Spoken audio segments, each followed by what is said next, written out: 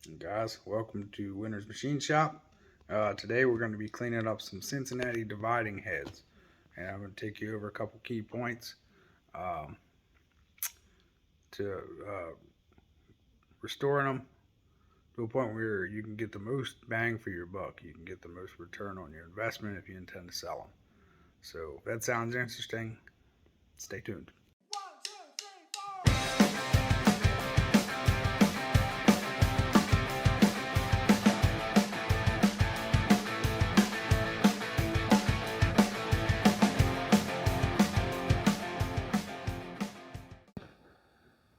Hi, I'm Shane. Welcome to my shop. Welcome to my channel. Uh, if you're a new viewer, thanks for stopping in. If you're an old viewer, thanks for stopping back. Uh, I don't know. Wanted to apologize for the length of time from my last video till this one. Just been super busy, and I've had a lot of jobs that were rush jobs, or it was requested that they weren't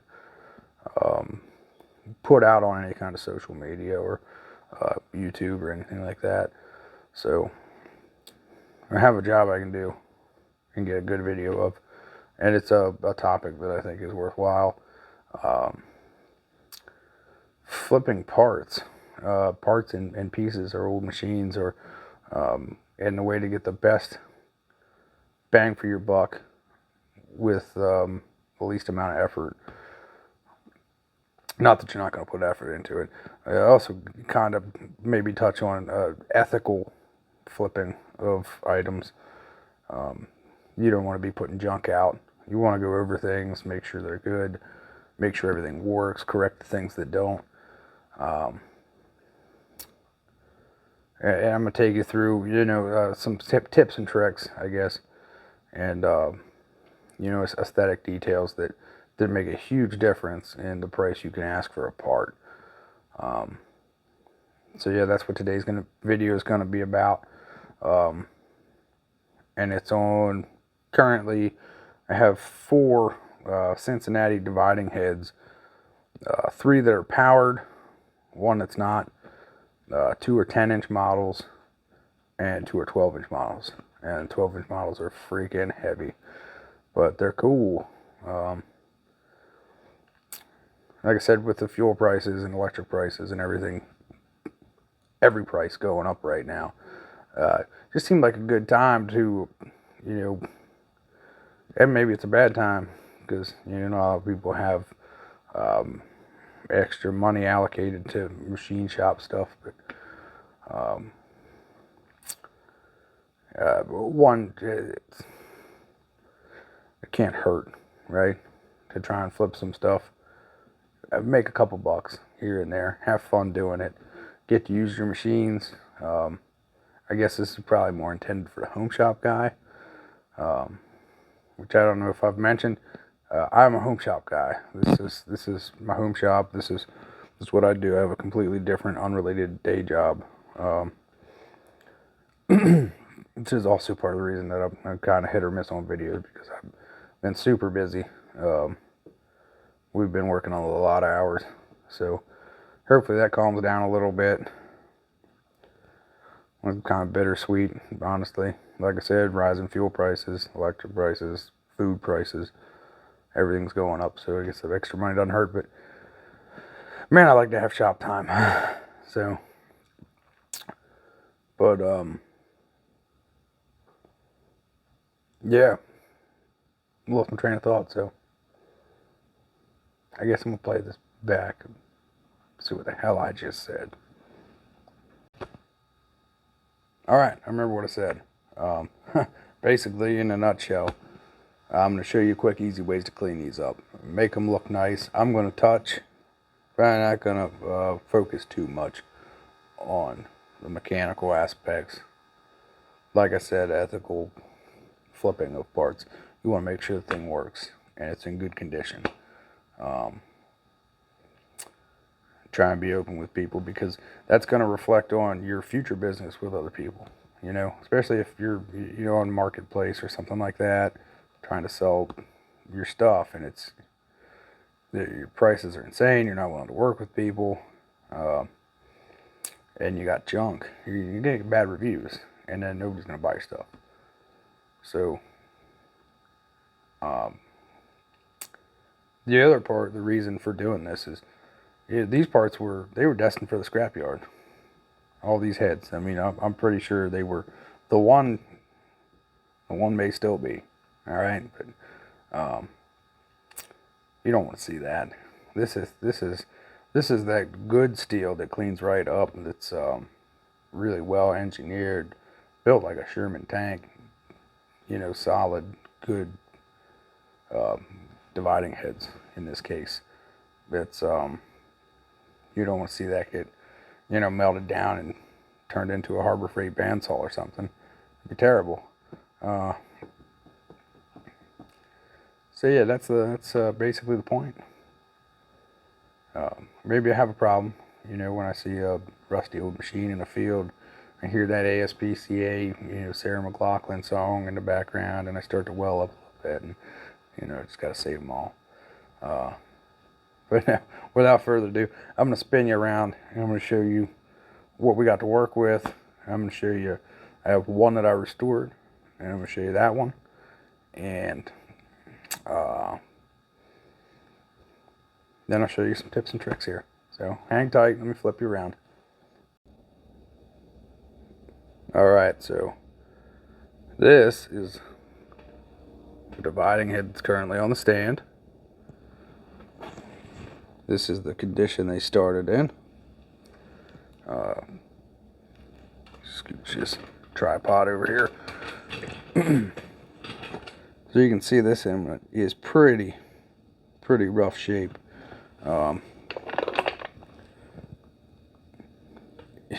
There's some good parts. There's you know, a plunger that actually locks out. None of the other ones do. There's the direct dividing plate that goes on your spindle nose. There's also the dividing plunger setup that mounts in your T-slot on the top. So that's good.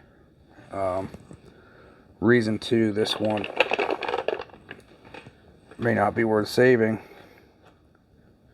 Probably not going to scrap it. I'll hoard it and sit on it, and it'll be in my way for 10 years, and then maybe something will happen with it. But there's an arm that is supposed to be here. Okay, you can see it on this one. And I don't know if they're just in a bad spot, but this one here, if you can see, that has a crack that I'm going to have to grind out and braze. The big one I restored is brazed. Like I said, it may have just got hit here, especially on those bigger ones. I mean, even these 10-inch ones are kind of hefty. Or if this was locked in, see, there's serrations on this, and there's serrations on these plates on these Cincinnatis, and if that locked in, you know, while that power feed mechanism was running, or if it was locked in and somebody tried to start it, maybe it just took it away. One of those two things is what happened. So that's what pretty much started out with. You know, these in their rough state. You can see this one I actually didn't get moving yet. I'm not sure if it's going to get moving. That one moves fine. It's probably the nicest one. But it does not have a power feed unit. So in the state it's in, I don't think it's worth a whole lot of money. You know, you probably get $200 or $300 maybe. Probably get talked down if you put it at 300 or best offer, because that's the game you play, right? You market high and let them talk you down. That's how marketplace works. So you probably get you $250 maybe tops for one like that. And then you come over here. So this is one that I recently completed. And it didn't take really, really long. Basically just fresh paint here, here, and here. I did pull this power feed unit off. It needs an oil get. It's missing that. And it's missing an oiler on this side, which I have on this, the one that's locked up has extra oilers. So I should be able to utilize some of those to complete this. Sector arms polished up nice.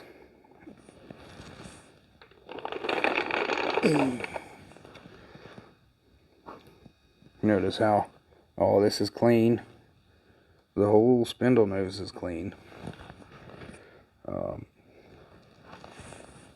All the bolts and hardware have been cleaned up, pulled out, not painted. And that's a big thing. That just makes it look in such better condition to have all your screws and bolts clean. It looks like it was well maintained. Looks like it's well kept after. It doesn't look like it'd be a nightmare to work with as a new owner of this. These are things that a potential buyer is going to look for, which is why I think it's important to not only make sure it works right, you want to make sure it looks like it works right. And that's going to get you the most amount of money for any given part. And like I said, you're also saving these from the scrapyard.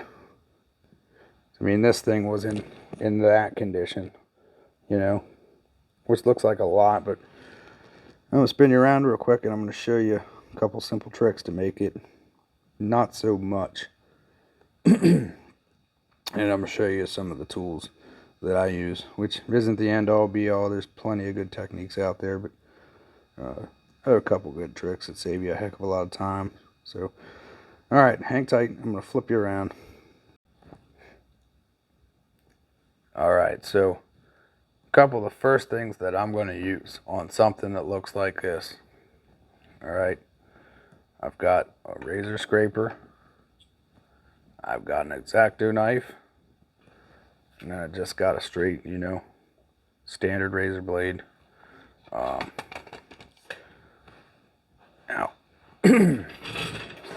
unfortunately, I already started doing this, so it doesn't look as bad as it previously did. But you get portions, like in here, that would be a lot. That would be a lot of cleaning up with like a Scotch-Brite pad or a steel wool, a quadruple-aught steel wool. And that's typically what I use. Some kind of penetrant, WD-40, whatever, with a green Scotch-Brite to start. Move to gray, move to your quadruple-aught steel wool. And just, it cleans it up fantastically. But, see all this stuff. And this will work for us too. We're going to lay it nice and flat, keep a fresh blade so we're not scratching it up. I'm pretty sure this is mostly paint, but it's paint that's riddled with grease. See how much time that's saving me. And how many Scotch-Brite pads that's going to save you. On a piece like this. A couple pieces, the cast pieces here, you have a little bit more trouble with. Spin this guy around here. Like these pieces here, you're going to have a little more trouble doing that. I'm not saying it's impossible or not going to work for you, because you're definitely going to do something. At the very least, scrape the grease off. That's where maybe you implement this guy.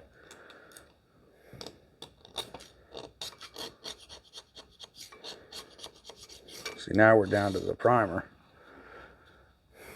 Filler coat that they use. I believe that's what that is. It's probably lead based, so if you're worried about that, maybe put some gloves on.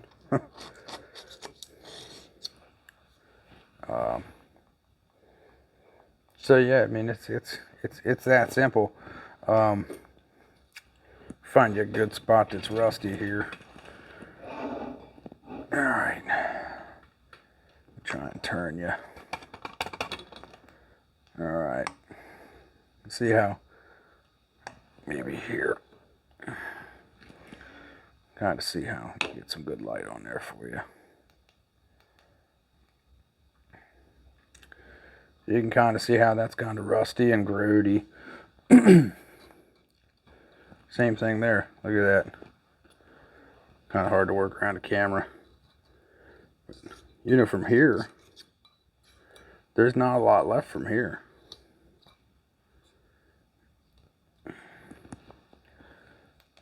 You just scrape this quick without holding a flashlight. And this will work, you know, anywhere that there's some scuzz like that. And it just saves so much time over just trying to scrub on it.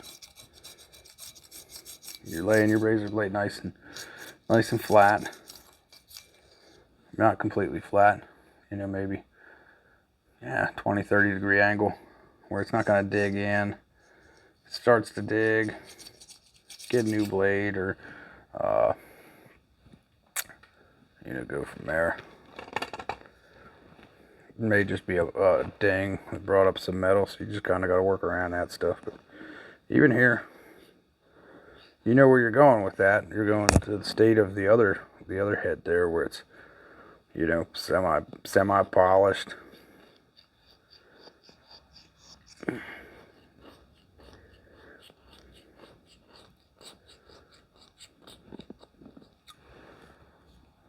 I mean, it just works. So here's one of those dingers. Bah, come on. Jeez Louise. Here's one of those dingers that gets you caught up. You just got to work around it. That'll save you a lot of time.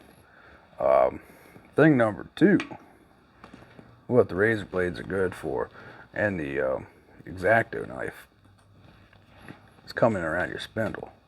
And if you caught how clean that spindle is, it looks really well kept, right? And that's kind of the goal here. We want this thing to look really well kept. You're trying to rob anybody. See, you're just scraping all the scuzz off. You're not digging in. I mean, it's super hard metal, so you're not more than likely going to dig anyhow. Turn this thing sideways. Get all these corners. You can even kick it sideways. This is not that time consuming, but I'm telling you, if you were going to buy a dividing head off of a guy, would you rather have rusted up, groated up, you know, questionably workable one, or something that's, you know, looks like something special? I mean, I personally, I believe I'd want the one that looks like it was well kept. And it's really nice. See how easy that is. I mean, that's important. That's important. Get this here like this.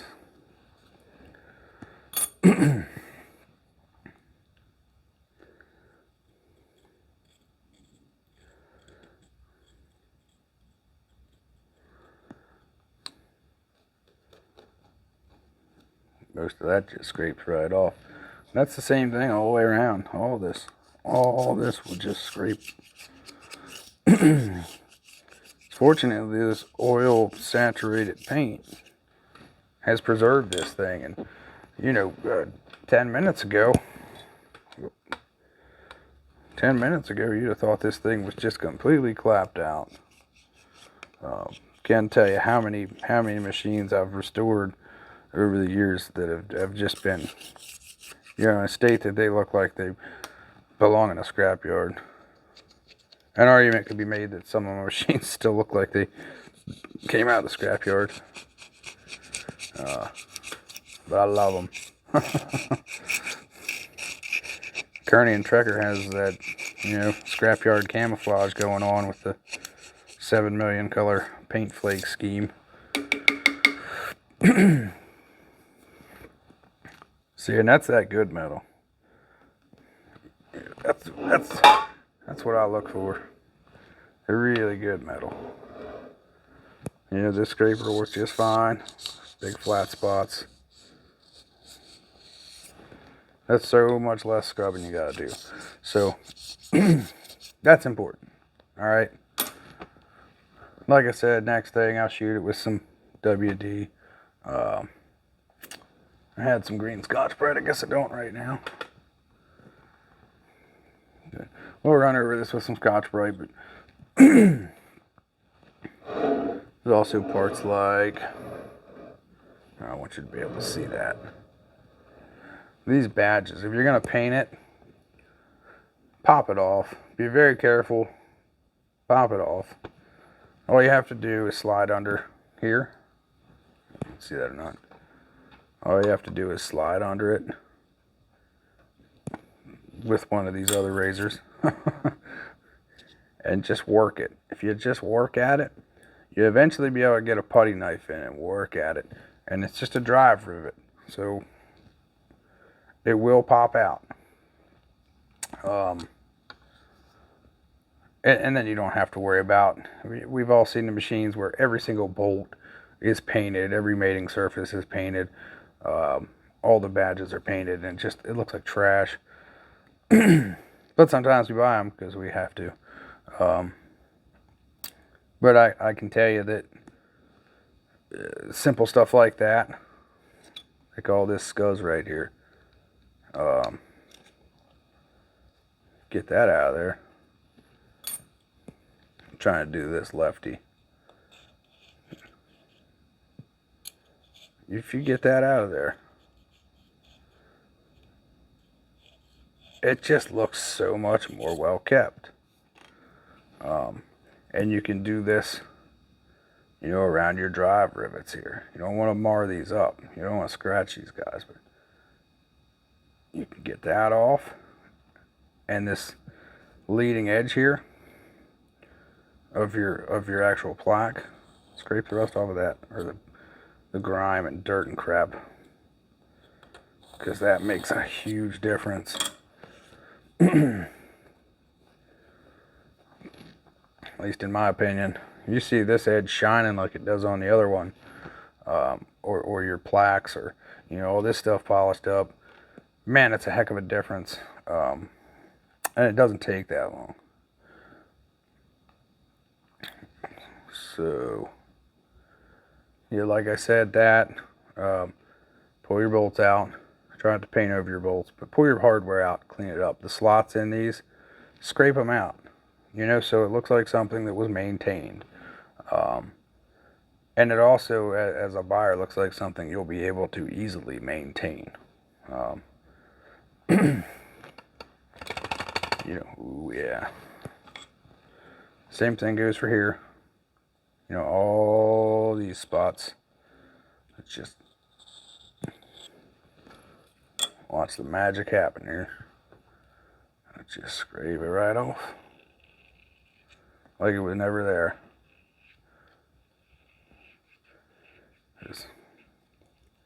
I don't know. That's maybe my opinion on it.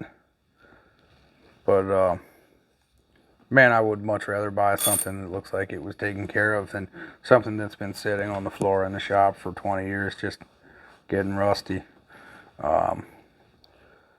See, there's a little bit of rust here. Let's see that or not. It's kind of a good spot. You can see this brings the rust up. See that brown on the razor blade? And that's less that you have to work with.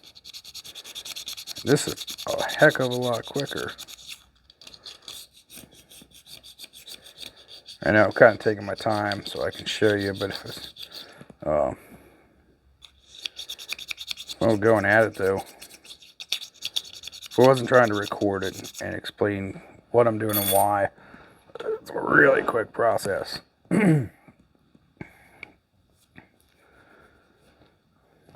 So same can be done with most of it. The parts that you can pull off.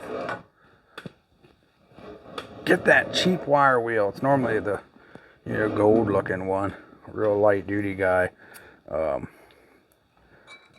Wear safety glasses with that, or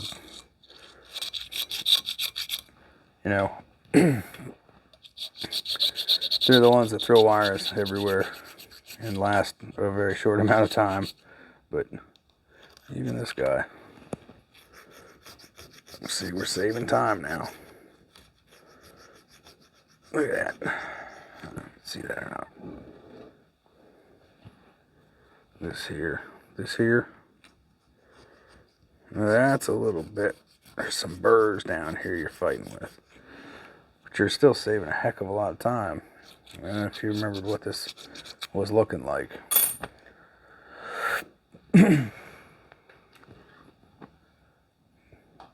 I'm going to go get some Scotch-Brite,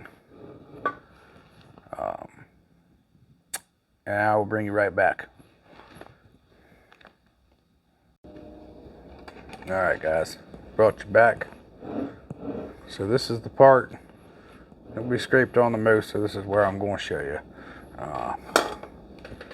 Basically step one here, just get it nice and oiled up. WD works good, doesn't need to be WD. Pea blaster, whatever, knock her loose. Use 50-50, which evidently is oh man, 50% acetone, 50% transmission fluid. Just like I said, get in these separations a whole, like, get them real clean. This thing, if you remember a couple seconds ago, looked destined for the scrapyard. Now we haven't gone over it yet. I do need to braze that crack. I need to pull that whole side off. Probably not going to do that on this video.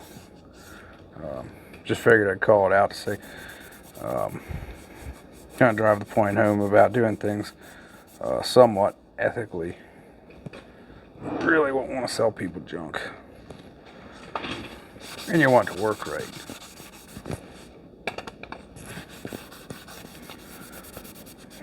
We're trying to save stuff here. We're not just trying to make a quick buck.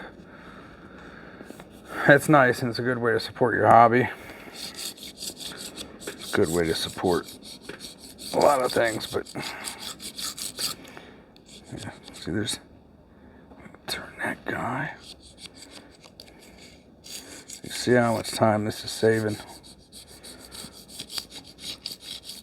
I don't have a whole lot of time in this one side. I'm not gonna have a whole lot of time in the rest of it. But I'll tell you what, it's gonna be well worth it when you're able to post this for sale for. You're just getting the gunk out, man. Get a good shine on it. Don't sweat too much if the green doesn't get a whole lot. Coming back at it with the gray, just like an ultra fine Scotch-Brite. And then after that,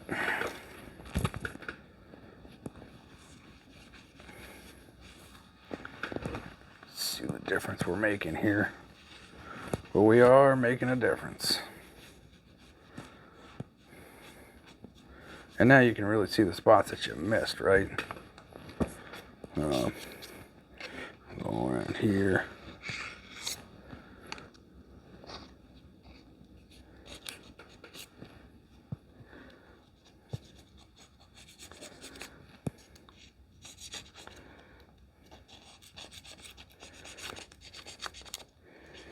These are parts that have a little bit of oil comes out.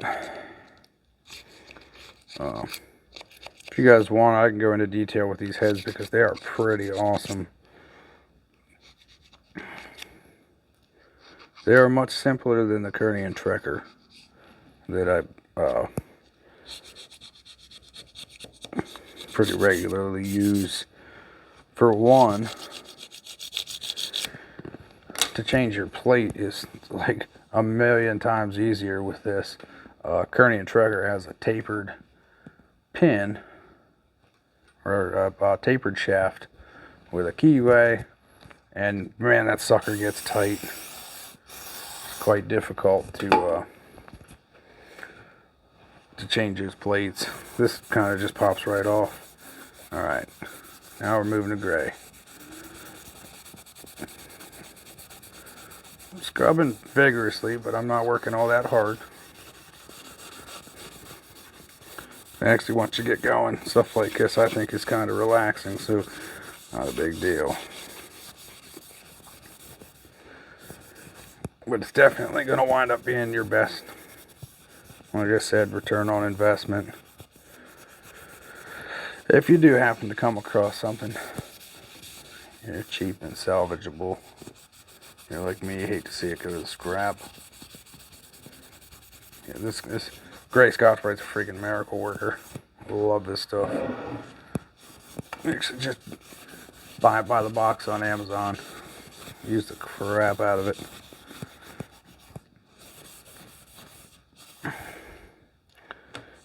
Just, you kind of see the difference, can't you? And this isn't that much effort. Like I said, we start going around these parts here that we cleaned up,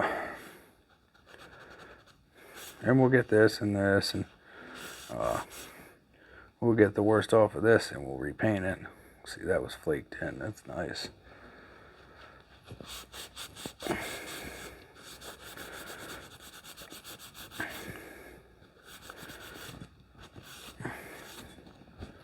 All right. Let's wipe that down. What do you think? We're getting there.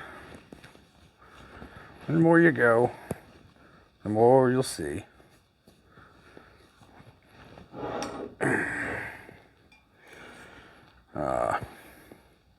What did I just see? Like right here. Just break that right out.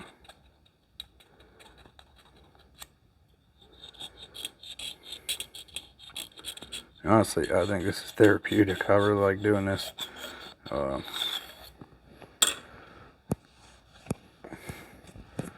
do. I'm going to do the steel wool. We're going to do it dry. It seems to do a better job.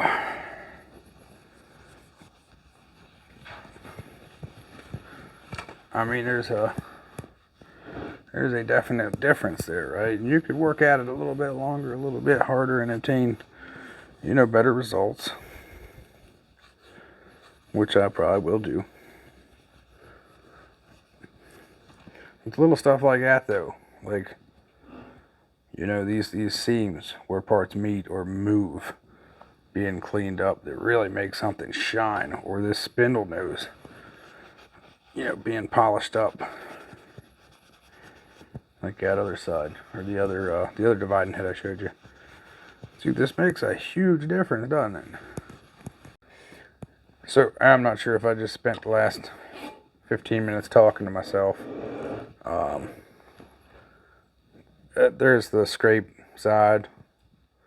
I might have forgot to push record, or maybe the phone just went off. I don't know. We'll find out. That's the side that we ran over with some Scotch-Brite real quick. In succession, green with some lubricant on it. WD-40 is what I used. You can use whatever you want. Deep Creep works good. Yeah, I mean, whatever. BB Blaster. You can use the 50/50 that I've been hearing people rave about, which is, 50% acetone, 50% transmission fluid, Marvel Mysteryl, whatever you need, whatever you got. I have WD, so I use WD. So in succession, green Scotch-Brite, lubricated, to gray Scotch-Brite, and then I move up from there to a quadruple lot, which is your Force Hero ultrafine steel wool. This stuff is great. It doesn't really mar. It's not going to remove material. All it's really going to do is polish. But man, it polishes well. And the more you go at it, the shinier she's going to get. You can eventually get the staining and all out. Not going to get too wild on it. For time's sake. Some cool things about these. Screwdriver. I was saying that I think I didn't record. Yep. Ah, damn.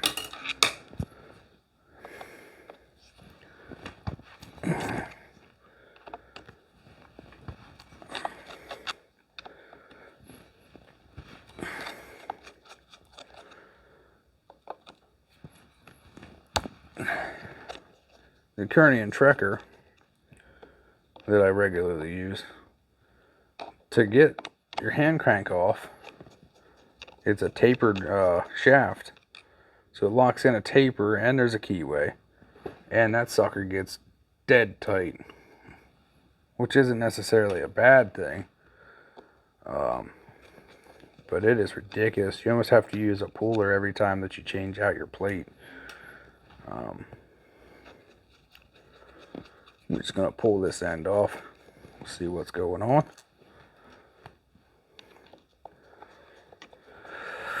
I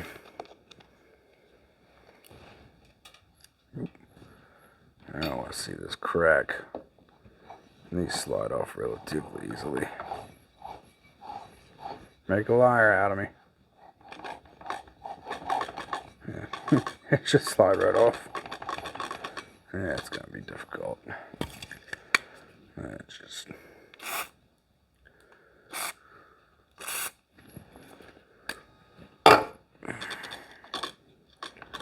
Tell you what.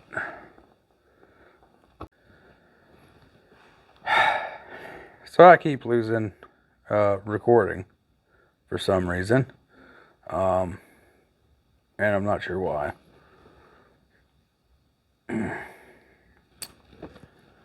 But I was explaining some of the cooler features of this head. And some of the things that look really good on the other head that would look good to a potential buyer. It's like these bearing caps. There's a brass bushing with two little nubs in it.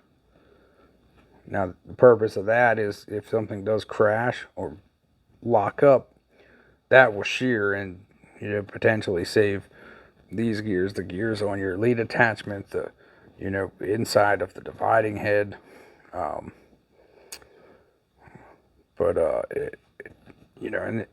Cleaning up these oilers and all these bolts, all this stuff being polished, makes a world of difference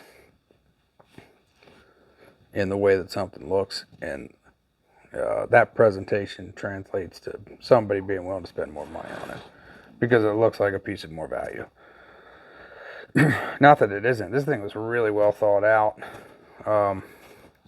So this little spanner, there's a set screw right here, okay, or the spanner nut, and the first one I did, you couldn't even see it.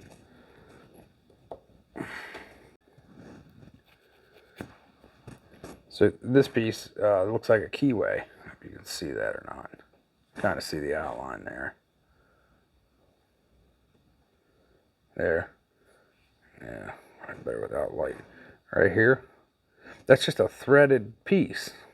So my only assumption is they made two pieces that were threaded, cut this out of the main nut, and then cut sections out of another ring, and probably lapped them or fit them somehow tightly, because a couple of them you couldn't even tell they were there until you started moving it and it started to fall out. Super cool, super ingenuitive of them.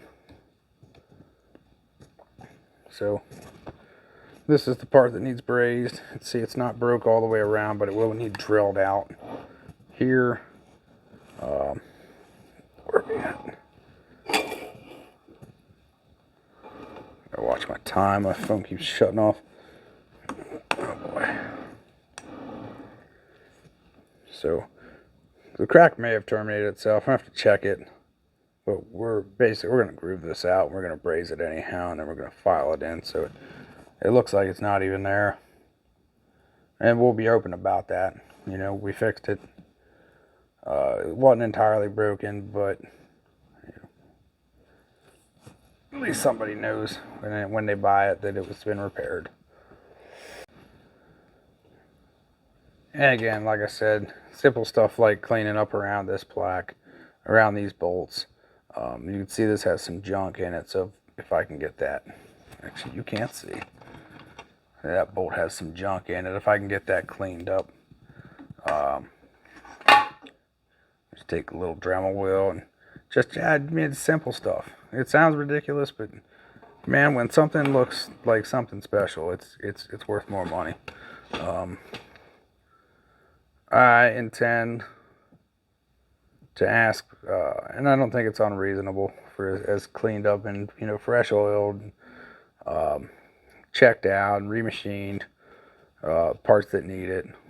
The big one over there, I think 600 our best offer on that, and this in here might be the same, being power driven, but also comes with a tailstock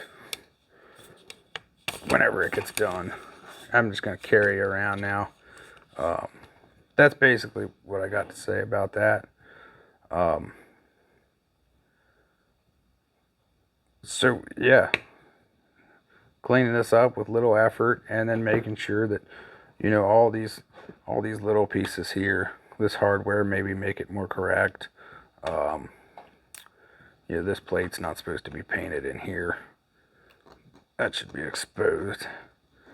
That's just a piece that it will move and expose a little window, so that you can rotate and still have your power feed. Yeah, basically simple stuff like that, man. It's all kind of in the details. Get this cleaned up. Get your sector arms cleaned up. See, this is, that's not a lot of effort. Now, this was at one point painted some god-awful green color. Actually, it matches the stand. That's kind of cool. Who'd have thunk it?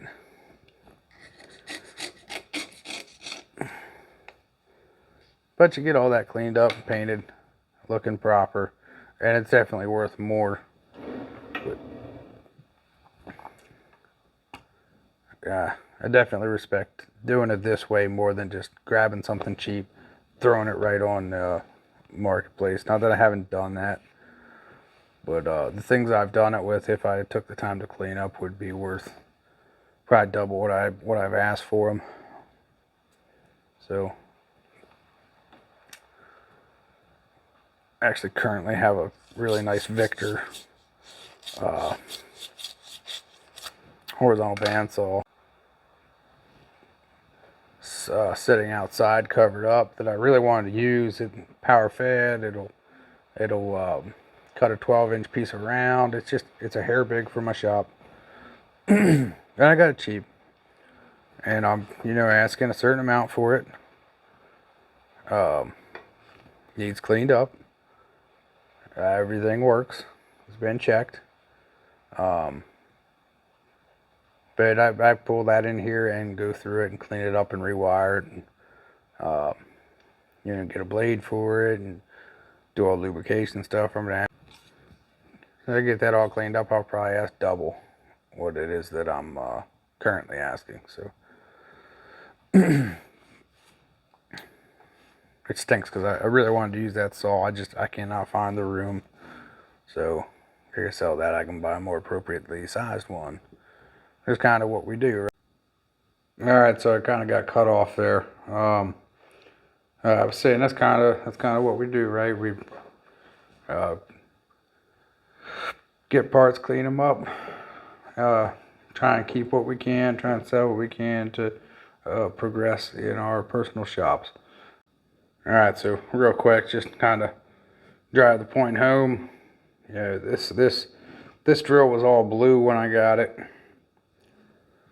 I did a kind of detailed restoration of that, pulled the plaques off, repaired a couple pieces, new bearings, new wires, make it work right.